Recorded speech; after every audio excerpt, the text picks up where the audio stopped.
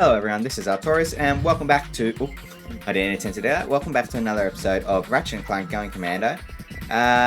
This is going to be where I'm doing like 2 episodes. One's going to be... Oh, seriously, I've got update stuff popping up on my screen again. But yeah, it's going to be 2 episodes. One will probably go in the morning, one later in the afternoon, because well, I did get the time that I mentioned I was going to have. But I slept like crap, so I had a nap. Well, not really a nap, I just laze around for a bit. But we're going to do... Okay, this episode's going to be... no.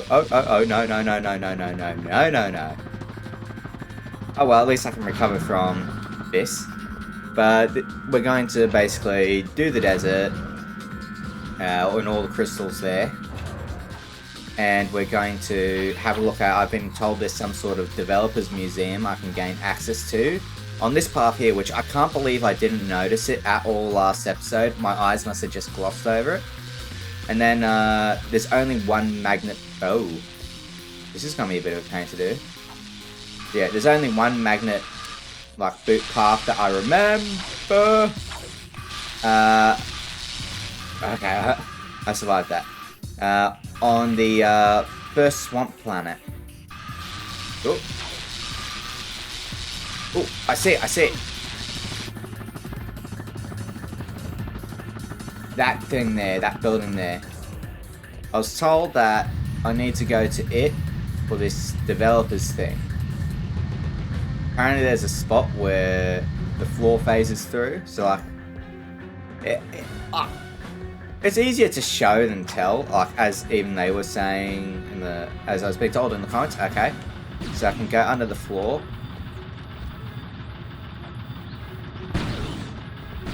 Then there. Okay, and then L1 to fix your camera angle. I gotta deal with these guys.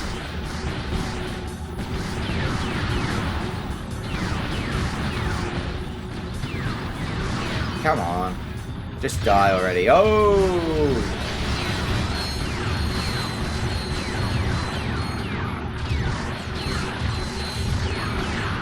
So they're protecting this. Oh, they're infinitely spawning. Never mind.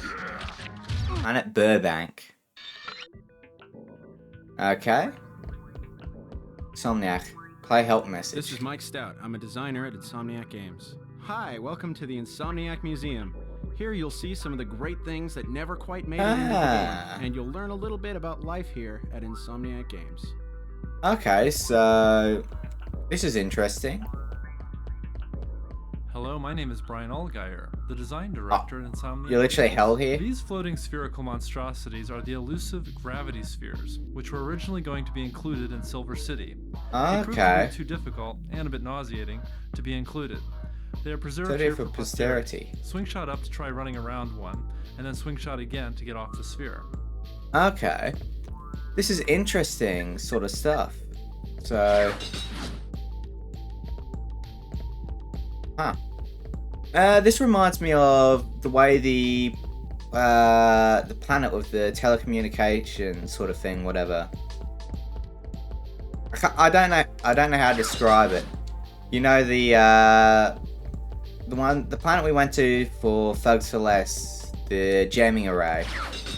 It reminds me of that. The way it's designed, just on a much larger scale. Ooh. Hi there, my name's Tim Trespass. I'm a gameplay programmer here at Insomniac Games. I'm a Leo from Washington, D.C. Okay. I like anime and shiny objects. This car was originally going to be included in the battle with the giant robot on Snivlac. Unfortunately, its lack of heavy I haven't been there yet. Spain. It now calls the Insomniac Museum its home. I mean, you could have given it heavy weaponry, I suppose. Ooh. So does it have any light weaponry? No, nothing to shoot. This is interesting. I didn't expect this sort of thing in a Ratchet and Clank game. Well, like okay, so I know there are vehicles in 3, but like that's not the sort of style or design at all. What's that? Hi, my name is Sean Whistler, and I'm a tester here at Insomniac Games. Don't worry, Ratchet. You wouldn't have had to fight this monster even if you did make it into the game. This giant bug ship was intended to act as scenery only, flying from place to place to ensure high detail on buildings, while leaving the play area open.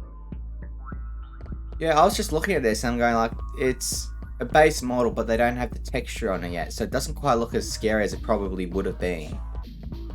I wonder if they've got like a complete version somewhere. Hey, Tim. This monstrosity was intended to be a boss battle fought on the jet ski gadget. Seeing as the jet ski never made it in the Ratchet Clank, however, neither did this boss. May he rest in pieces. You're telling me there would have been water combat? That would have been sweet.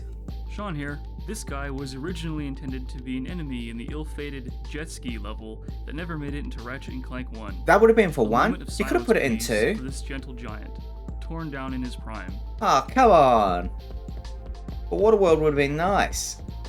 It probably would have made me like the water more than the bloody... like how I hate it these days with the bloody piranhas. What's this? My name's Corey Stockton and I'm a designer here at Insomniac Games. You may recognize this drill from Ratchet & Clank 1. It was held by a large construction worker. The rotating guy. This is originally a weapon called the Revolverator.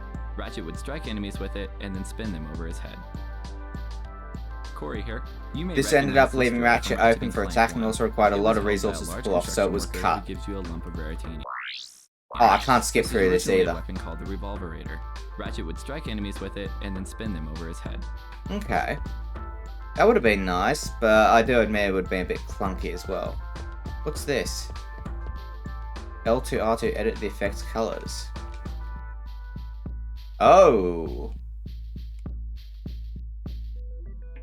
Yeah, I'm just going to ignore that. I don't want to risk stuff. Hi, my name is Tony Garcia and I'm a programmer at Insomniac. Your own shot effect. This little demonstration allows you to edit the shot size and color and then watch the bandit shoot it at the block. Debug technology. Okay. Hit triangle to exit. Tony Garcia here. This wonder if an explosion was created especially for Ratchet Clank 2. Yeah. Extreme versatility allowed it to creep into many different places in the game.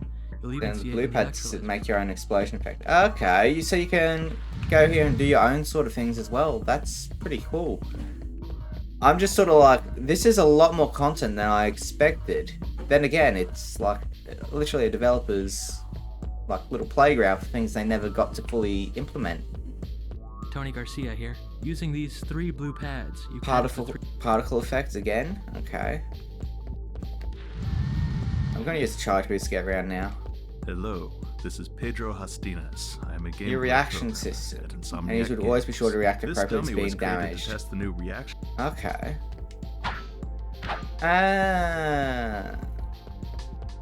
What's this? Another vehicle that didn't make into the game. So what's around here? Oh, well, what? That was just showing me on it. This was created to test screen buffer effects. Screen buffer effects are used to create things like distortion. Oh my god, it's an infinite corridor. This, however, ends up looking like a hall of mirror. Can I guess why? No, I've got no idea. Okay, I've seen that. Ooh. There's a puzzle in here as well. Give me a moment. Okay, I'm doing it. I done it. I did it. No, I done it. I did it. Damn it. What's in here? Or out here, I suppose. These teleporters were originally intended to go into several of the levels. Due to time constraints, however, they were eventually cut. What do you mean by that? First of all, what is that as well? No idea. So... this. Oh my god. Brian Allgeier here. These escalating rows of blocks were used when we were in the early stages of creating Ratchet & Clank 1. They were used to test Ratchet's jump heights and jump distances to see which would be the most fun. Okay, this is all rather interesting stuff.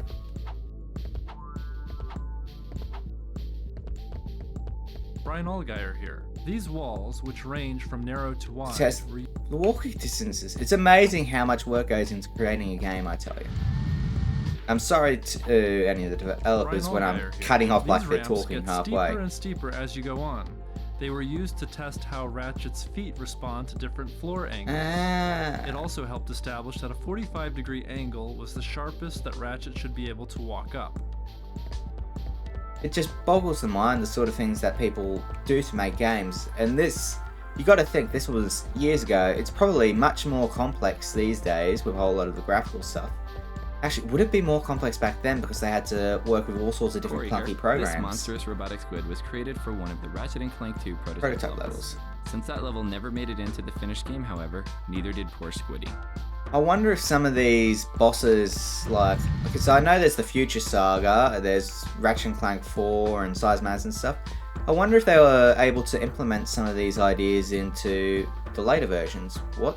My name is Chris Town, and I'm a tester here at Insomniac. The original model for the Hollow Guys gadget. The original model for the Hollow Guys gadget in Ratchet and Clank 1. It was eventually changed to the handheld model you see in the finished game for reasons unknown. However, we once again suspect it was due to the squirrels with hacksaws. What? I mean, the Hollow Guys being a helmet makes sense to me a lot more. But, so what's this about squirrels with hacksaws changing how the game was supposed to go? And another ship that was cut. Wait, I thought that said 95 for a second, and thought, wait, no. Cars came out after Ratchet and Clank. Mike Stout here. Have you ever wanted to create your own infiltrator puzzle? Oh god, no. I have enough trouble with them as is. No offense, man.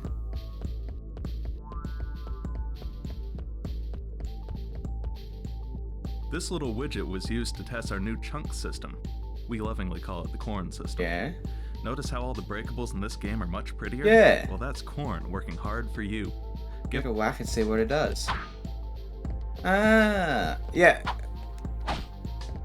I get what they're saying. A lot of the items that break in this game, they break much, it just looks a lot better than one. The random robot NPC. Oh. This robot never made it into Ratchet and Clank 1 because of the fabled Day of Poultry. Yeah. When chickens swarmed over our offices and pecked the computer, holding this mechanical darling to pieces. We were able to retrieve her eventually, though. Judging by what they're talking about, I'm assuming something happened at Insomniac where, like, they lost a lot of stuff. Because they've got, like, this Day of Poultry squirrels with hacksaws. I'm assuming stuff got damaged and they had to recover what they could and make do. Like, so some things I'm assuming just disappeared. They eventually regained the files, other stuff. It's all very interesting. I'm glad that this was shown, like, told to me, like, why do words not want to work today? I'm glad I was told about this. Because all this is much, like, it's just interesting. I like hearing stuff about like this. Okay. Give me a sec to look for if there's anything else I haven't seen. Ooh. Haven't seen this yet. Hiya. This is Oliver Oh, Wade, that's a weird voice. animation director here at Insomniac. You're putting Games. on an accent? The three-headed No Hydra offense, was man. a big cut from Ratchet and Clank 1. It was originally intended as a mini-boss on Pokey-Tar. Ah! Ratchet battled this beast whilst riding a boat through blowfish-infested waters. However, it didn't end up being that much fun at all. Ah, didn't end up being much fun until it got cut. I mean, I would have enjoyed, like, something like that much more than the spaceship. The spaceship bit wasn't my favorite. Chris here. Here at Insomniac, we're so hopped up on caffeine that we bounce off the walls. You can do the same with these gravity ramps. These guys just sound amazing. Like the it's how do I put it? I don't hear a lot of people joking a lot these days, sadly. What's through? I was here earlier, wasn't I? That's the 87. Yeah. I believe that I have seen everything then, so how long has it taken me to explore this museum actually? 15 minutes.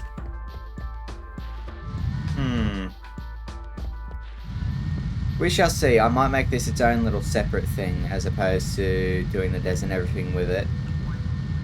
And have it like a, not really an episode, but like a, I don't know what to call it.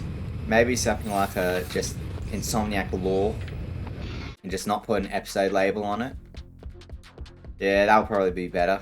Okay, well, I'll do that and then I'll go to the desert and stuff. So this was rather interesting. It's not really an episode, it's more Insomniac lore, and well, I'll just leave it at that. I'll see you all in the actual episode.